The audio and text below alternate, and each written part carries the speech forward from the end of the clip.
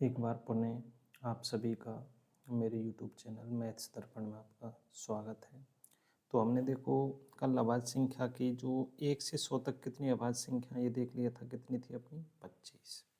1 से 200 तक कितनी थी अपनी 46 और 1 से 500 तक थी अपनी 95 और 1 से 1000 तक थी अपनी 169। ठीक है, ये देख लिया था अपने। अब आगे जो आज टॉपिक है अपना उसको देखते हैं अपन कि जो अभाज्य संख्या है इसकी पहचान कैसे करोगे। तो अभाज्य संख्या की पहचान, तो इसमें अपन जो टॉपिक है अपना वह है किसी संख्या के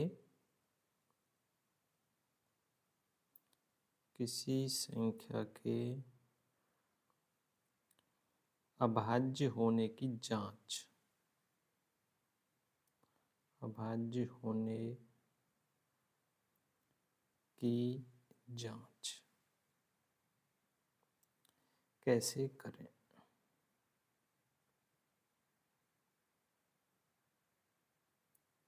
तो कोई भी संख्या आपको दे रखी है, उसकी ये अभाज्य संख्या है या नहीं है, इसकी जांच कैसे करते हैं। जैसे एक उदाहरण लेते हैं अपन कि मान लो आपके पास 137, एक आपको एक संख्या दे रखी है और इसको आपको चेक करना है कि ये अभाज्य संख्या है या नहीं है।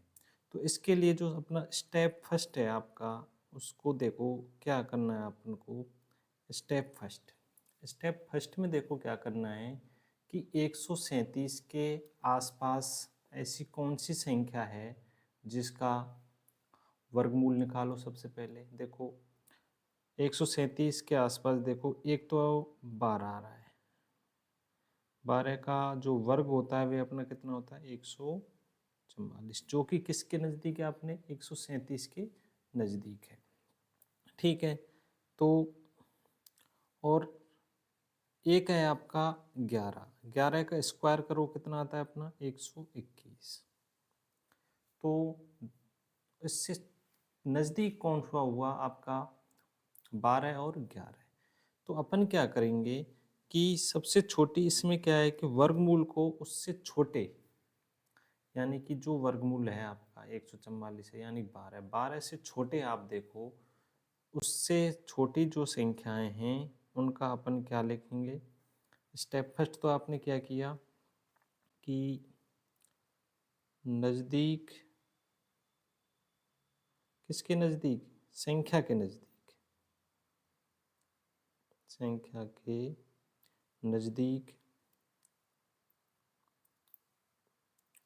वाली संख्या का वर्गमूल निकालेंगे आप। ठीक है, वर्गमूल निकालना। ठीक है, आपको पता लग गया कि इसके नज़दीक अपनी जो पूर्ण वर्ग संख्या थी वे कौन कौन सी थी। एक तो 144 थी और एक 121 थी। तो इसमें से अपन ने कोई सी भी ले लो आप, जैसे 12 ले लिया आपने, उसके जो पहली संख्या का वर्गमूल जो है, मान लो उससे छोटा ही लेना आपको 11। ठीक है, 131 था, सॉरी 137 था, 137 से नज़दीक आपकी जो पूर्ण वर्ग थी वे 121 थी और उसका वर्गमूल कितना था अपना 11। तो ये अपना निकाल लिए, कितना आया 11। अब स्टेप सेकंड में आप क्या करोगे, स्टेप जो सेकंड है उसमें आप देखो कि जो 11 से छोटी जितनी भी अभाज्य संख्या हैं, 11 से छोटी कितनी अभाज्य संख्याएं उनको लिख लो। तो 11 से छोटी अभाज्य संख्या आप लिख लो एक बार। ठीक है, तो 11 से छोटी अभाज्य संख्या कौन कौन सी हो गई अपनी, पहली अभाज्य संख्या 2 हो गई, उसके बाद अपनी 3, 5, 7 और 11 ये हो गई। ठीक है, तो 11 से छोटी अभाज्य संख्या यानी कि जो संख्या आपकी आई वर्गमूल में, उससे छोटी जो अभाज्य संख्या उन सबको अपन ने लिख लिया। क्या क्या आई अपने पास, 2, 3, 5, 7, 11। अब इन संख्याओं को आप क्या करो, स्टेप 3 में जो संख्या है उसको आपको इन संख्याओं से विभाजित करना है। पहले 2 से देखो, 2 से हो रही है क्या? तो 2 से भी नहीं हो रही। क्योंकि 2 से क्यों नहीं हो रही? क्योंकि अपनी इकाई का अंक क्या आना चाहिए? 0, 2, 4, 6, 8। ये है ही नहीं अपने पास, तो 2 से विभाजित नहीं होगी। ठीक है, 2 से विभाजित नहीं हो रही। उसके बाद देखो 3 से हो रही है क्या? 3 से भी विभाजित नहीं हो रही, क्योंकि योग कितना आना चाहिए अपना? 3 से विभाजित होना चाहिए। जो संख्या दे रखी है उसका अपना जो कितना योग आ रहा है अपना, देखो 1 + 3 + 7 यानी कितना आ रहा है? 11, जो कि विभाजित नहीं है 3 से, इसलिए ये 3 से विभाजित नहीं होगी। संख्या भी 3 से विभाजित नहीं होगी। उसके बाद देखो 5, 5 के लिए क्या चाहिए अपना? यूनिट नंबर 0 और 5 चाहिए, जो भी नहीं है अपने पास, इसलिए 5 से विभाजित नहीं हो रही। उसके बाद देखो 7 से हो रही है क्या? तो 7 से तो हो ही नहीं रही। देखो 7 दूना 14 है ही नहीं अपने पास, तो 7 से भी ये विभाजित नहीं हो रही। उसके बाद 11 से देखो क्या? 11 से भी ये विभाजित नहीं हो रही। तो इससे मतलब है कि स्टेप बाय स्टेप अगर समझें आप, तो कोई भी संख्या है, अगर वे उसका सबसे पहले क्या निकालेंगे अपन? नज़दीकी ही पूर्ण वर्ग। कौन सा हुआ अपना? जैसे 144 हुआ 12 का, और 11 का कितना हुआ? 121। तो जो नज़दीक है उससे छोटा देखो, जिस संख्या से छोटे जो है अपना 121 था, उसका वर्गमूल कितना था अपना? 11 था। ठीक है, कितना था? 11। और 11 से छोटी अभाज्य संख्या लिख ली अपन ने सभी, 2, 3, 5, 7। अब जो अभाज्य संख्या लिखी, इनसे अगर संख्या विभाजित हो जाती है, किसी एक से भी अगर विभाजित हो जाती है, तो वे संख्या क्या कहलाएगी? भाज्य। और अगर इन किसी भी संख्या से विभाजित नहीं होती है, तो वे क्या कहलाएगी? अपनी अभाज्य संख्या कहलाएगी। तो किसी से भी विभाजित नहीं हो रही, तो क्या कहेंगे अपन? 137 एक अभाज्य संख्या है, एक अभाज्य संख्या है। ठीक है, तो इस तरीके से अपन किसी जो संख्या दे रखी है आपको, उसको अपन विभाजित कर सकते हैं, विभाजित करके अपन देख सकते हैं। अब देखो एक उदाहरण और देख लेते हैं। जैसे अपन मान लो आपने एक संख्या और ले ली, एक संख्या ली आपने 261। कितनी ली? मान लो 261 एक संख्या ले ली। अब इसकी जांच करनी है आपको कि ये अभाज्य संख्या है या नहीं है। तो इसके लिए सबसे पहले क्या करेंगे? इसके नज़दीक देखो जो अपना वर्ग है वे कितना आ रहा है, किसी भी संख्या का वर्ग कितना आ रहा है वे देखो। अपना देखो 256 आता है। कितने का आता है 256? बताओ। 256 आता है अपना 16 का। कितने का आता है? 16 का। और 225 किसका आता है? वे 15 का, तो छोटा हो गया। 17 का इससे ज़्यादा हो जाता है, तो 17 का अपन नहीं लेंगे। 17 का कितना आता है अपना? 289। कितना आता है अपना? 289, जो कि क्या हो गया अपना? ज़्यादा हो गया, तो इसको अपन नहीं लेंगे। कम वाला ही अपन को लेना है, तो कितना लेंगे अपन? 16। ठीक है, अब 16 जो ले लिया अपन ने, अब 16 से छोटी अभाज्य संख्याएं लिखेंगे। लिख लो। 2, 3, 5, 7, 11 और 13। तो 16 से छोटी जो भी अपनी अभाज्य संख्या थी, उनको अपन ने क्या किया? लिख लिया। ठीक है, अब इस संख्या को क्या 2 से विभाजित हो रही है क्या? नहीं हो रही। 3 से विभाजित हो रही है कि देखो 6 2 8 हो गए, 1 9, यानी कि इसका योग कितना आ रहा है? इन अंकों का योग कितना आ रहा है अपना? 9, जो कि 3 से विभाजित होता है कि नहीं होता? जो 3 से विभाजित हो रहा है पूरी तरीके से, तो इसका मतलब क्या होगा? यह संख्या भी 3 से विभाजित है।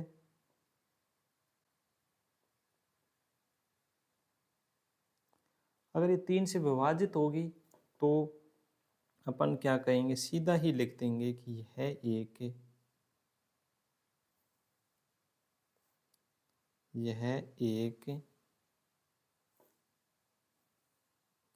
एक भाज्य संख्या होगी।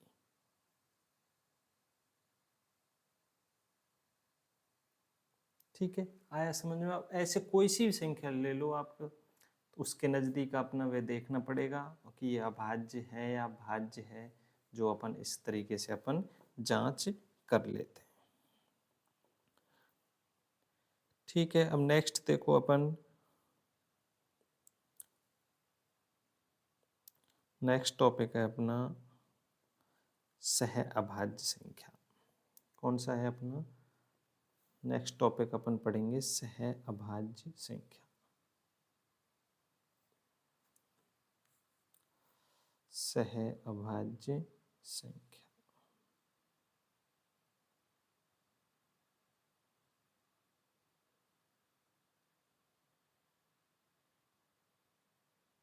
सहभाज्य संख्या को बोलते हैं को प्राइम। क्या बोलेंगे अपन? को प्राइम। को प्राइम नंबर। ठीक है, तो ये अपना क्या हो जाएगा? सहभाज्य संख्या। ये संख्याएं पढ़ रहे हैं अपन, क्लासिफिकेशन ऑफ नंबर।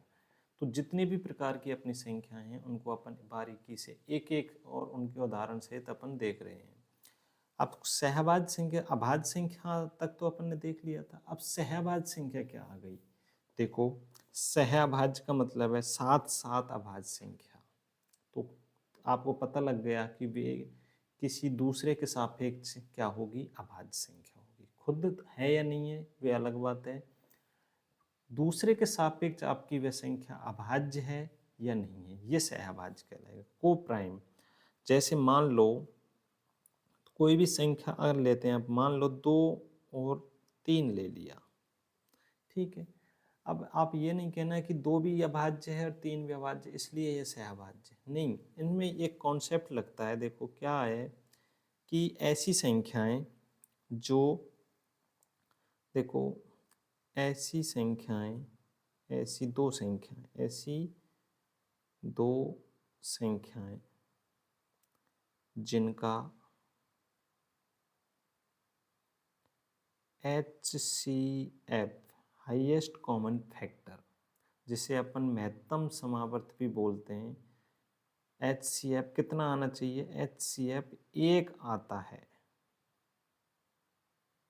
1 आता है, तो वे संख्याएं सह अभाज्य संख्याएं कहलाएंगी। सह अभाज्य संख्याएं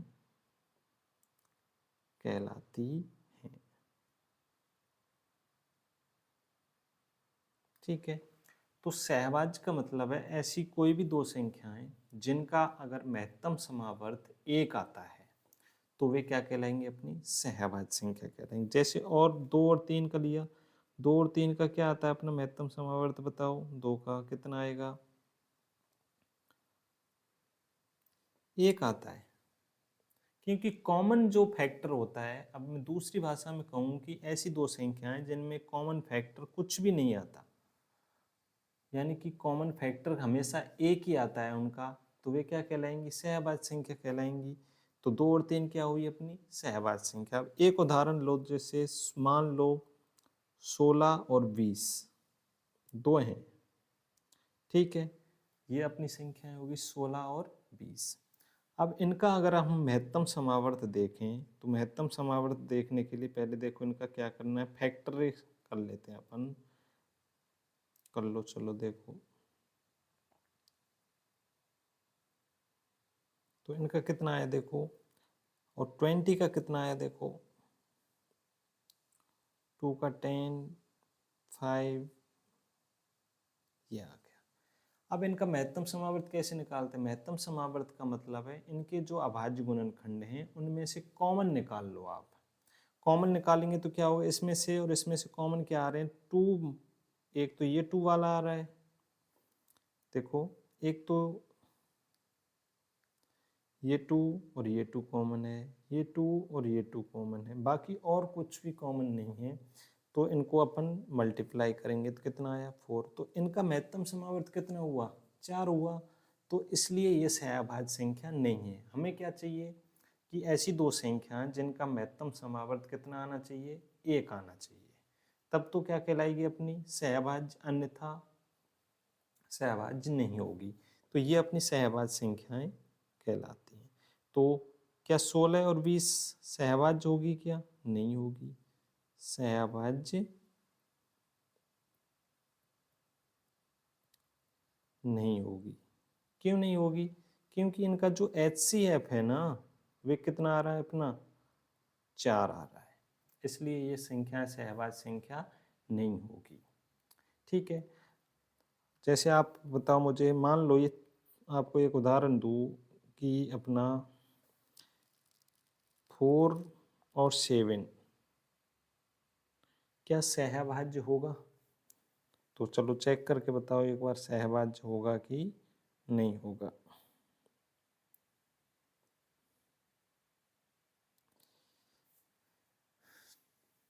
बताओ, यह भी क्या कहलाएगा अपना, सहअभाज्य होगा, क्योंकि इनका HCF जो है वे कितना आएगा अपना, 1 आएगा। ठीक है, HCF जिसका 1 आएगा वे सहअभाज्य होगी। उसके बाद देखो एक आती है युग्म अभाज्य, क्या कहलाएगी अपनी युग्म अभाज्य संख्या। सहभाज्य के बाद में क्या आएगी, एक अभाज्य संख्याओं में ही कुछ इनके उपरूप हैं, उनको अपन देख रहे हैं। सहभाज्य के बाद देखो अपना युग्म सहभाज्य, युग्म अभाज्य संख्या। सहभाज्य नहीं होगी, ये क्या कहलाएगी अपनी युग्म अभाज्य संख्या, युग्म के रूप में है। तो देखो जब इसका कॉन्सेप्ट अलग है, परिभाषा क्या होगी इसमें, देखो युग्म अभाज्य संख्या को बोलते हैं ट्वेन। ट्वेन क्या होता है अपना, जुड़वा होता है, ट्विन प्राइम नंबर।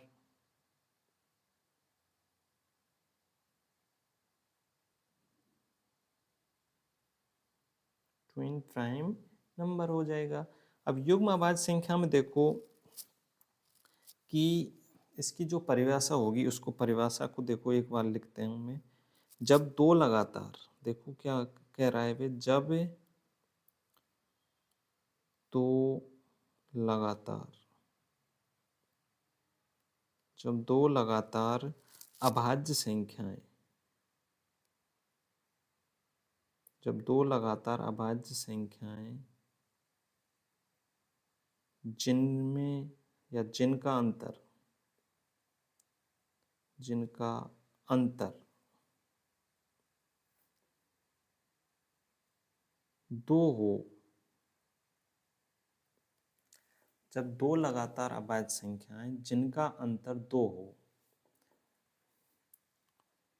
उन्हें क्या कहेंगे अपन, उन्हें युग्म अभाज्य कहेंगे। क्या कहेंगे अपन, युग्म अभाज्य संख्या, उनको क्या कहेंगे, युग्म अभाज्य संख्या कहेंगे। देखो जैसे उदाहरण अपन सारी अभाज्य संख्या जैसे लिखते हैं, मान लो मैं 2 से स्टार्ट कर रहा हूँ, 2, 3, 5, 7, 11, 13, 13 के बाद क्या आएगा, 17, 19, 23, उसके बाद क्या आएगा बताओ, 29। तो इस तरीके से अपनी ये कंटिन्यूअस चल रही है अपनी लगातार, 2 के बाद 3, 3 के बाद 5, 5 के बाद 7, इस तरीके की जो ये संख्याएं। तो ये युग्म कब बनेगा, जब लगातार आ रही है और अंतर कितने का आ रहा है, 2 का। तो वे कौन कौन सी संख्याएं होंगी, देखो मैं आपको बता देता हूँ इसमें। चलो देखो, पहला जोड़ा बनेगा अपना 2 और 3 है। 2 और 3 में तो अंतर कितने का आ रहा है? 1 का। उसके बाद क्या अंतर आ रहा है? देखो ये अंतर आ रहा है, कितने का आ रहा है बताओ?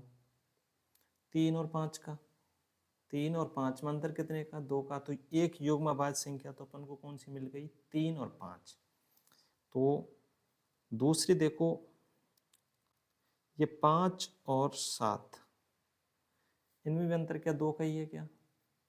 बिल्कुल 2 का अंतर है, तो ये भी क्या कहलाएगी? अपनी युग्म अभाज्य संख्या कहलाएगी।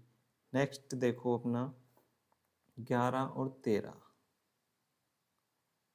ये भी क्या होगी? अपनी युग्म अभाज्य संख्या होगी। उसके बाद देखो 17 और 19, उसके बाद देखो है क्या? तो इस तरीके से मतलब लगातार आनी चाहिए, उनके बीच में कोई भी संख्या अभाज्य संख्या नहीं आनी चाहिए। तो अभाज्य संख्या जो लगातार आती हैं और उनमें अंतर कितने का होता है? 2 का, तो उन्हें क्या कहेंगे अपन? युग्म अभाज्य संख्या। उनको क्या बोलेंगे अपन? युग्म अभाज्य संख्या।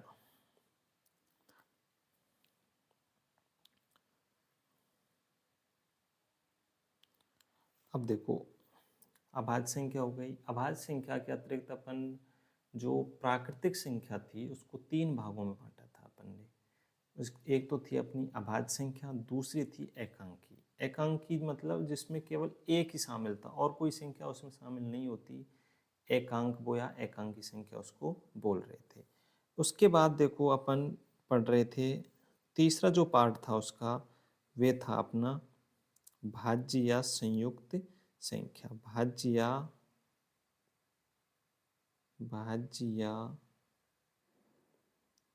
संयुक्त संख्या। भाज्य या संयुक्त संख्या, इसको अपन क्या बोल रहे थे? अपन कंपोजिट नंबर। क्या बोल रहे थे इसको? Composite number.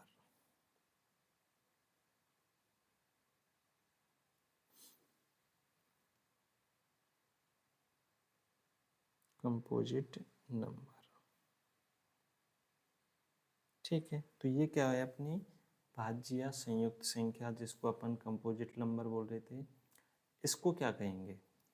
अभाज्य संख्या में तो अपन ने देख लिया था कि जिसके कितने फैक्टर होने चाहिए?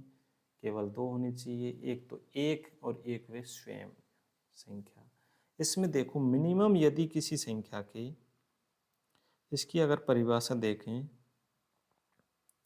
तो किसी संख्या के यदि कम से कम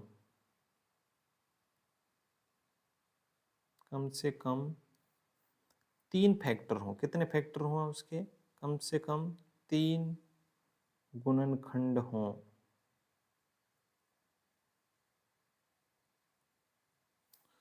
तो उसे भाज्य या संयुक्त संख्या कहेंगे।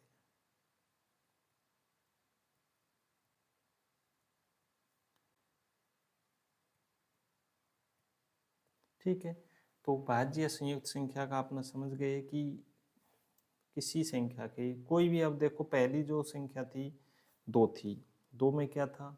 अब अभाज्य संख्या आई, 3 भी अभाज्य संख्या थी, तो 4 अपनी सबसे छोटी क्या कहलाएगी? अपनी भाज्य संख्या। क्यों कहलाएगी? इसके देखो मैंने आपको बताए थे कि गुणनखंड क्या होते हैं।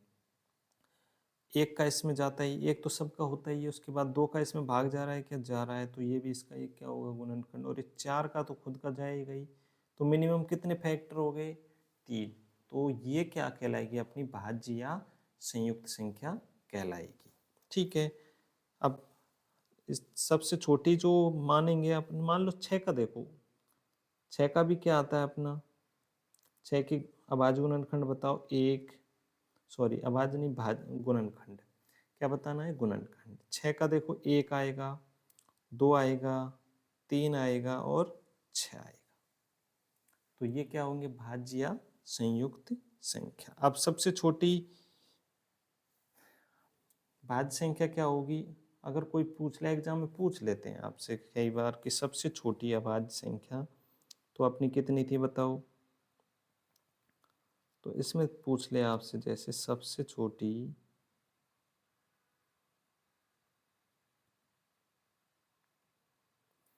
छोटी भाज्य संख्या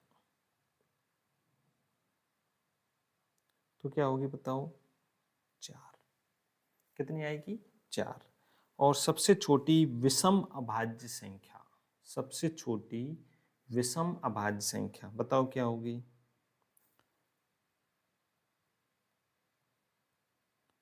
सबसे छोटी विषम भाज्य संख्या, विषम भाज्य संख्या कितनी आएगी अपनी, 9। कितनी आएगी, 9। ठीक है। अब इसमें आपको बता ही दिया था कि एक न तो भाज्य होती है न ही अभाज्य होती है, ये तो आपने लिख ही लिया था शुरुआत में। एक बार नहीं लिखा हो तो एक बार पुनः देख लो कि एक ना तो भाज्य होती है ना ही अभाज्य।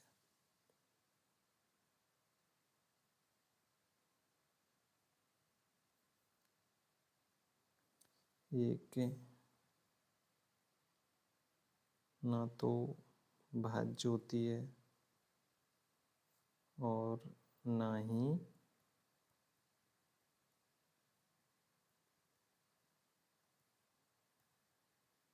अभाज्य। तो सबसे छोटी भाज्य संख्या अपनी 4 होती है, सबसे छोटी विषम अभाज्य संख्या आपकी 9 होती है। एक ना तो भाज्य होता है और ना ही अभाज्य होता है। अब एक संख्या और देखते हैं आज। देखो नेक्स्ट है अपनी संयुक्त, संयुक्त पढ़ लिया था अपन ने शायद। अब देखो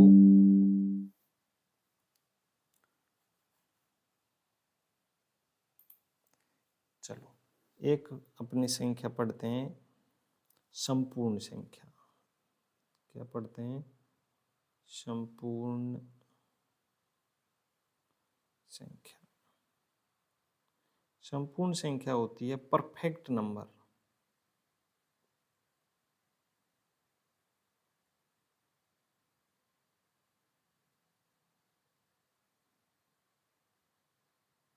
संपूर्ण संख्या आपकी क्या होती है, परफेक्ट नंबर। तो ये एक ऐसी संख्या होती है, देखो इसकी दो परिभाषा होती हैं। पहली परिभाषा देखो आपकी, जो पहली परिभाषा है आपकी, देखो ऐसी संख्या, ऐसी संख्या जिसके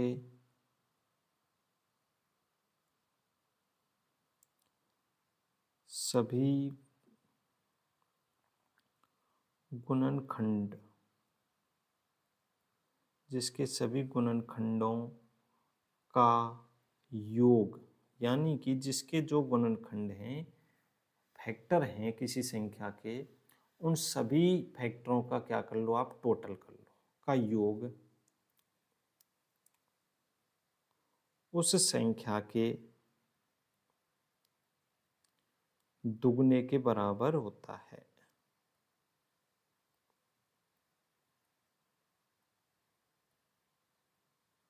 बराबर होता है। देखो अभी आपके समझ में नहीं आया होगा थोड़ा, एक उदाहरण लेते हैं। पहली जो संख्या मान लो, इसका पहला उदाहरण आता है आपका 6। ठीक है, कितना आया, 6।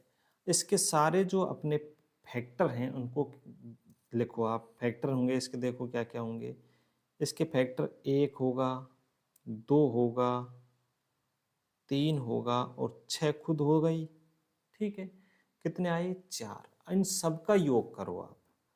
यदि इन फैक्टरों का आप योग करोगे, 1 प्लस 2 प्लस 3 प्लस 6, तो अपना योग कितना आ रहा है, देखो 3 और 3 6, 6 2, 6 दूना 12, यानी कि 12 आ रहा है। तो ये एक क्या कहलाएगी, अपनी परफेक्ट नंबर कहलाएगी, संपूर्ण संख्या कहलाएगी। कि ऐसी संख्या जिसके सभी गुणनखंडों का योग करूँ मैं तो उस संख्या के दुगने के बराबर आए, तो वे क्या कहलाएगी, अपनी संपूर्ण संख्या या परफेक्ट नंबर कहलाएगी।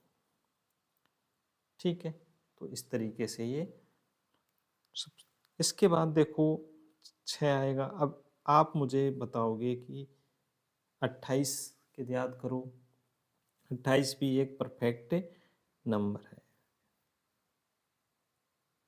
ये भी एक परफेक्ट नंबर है।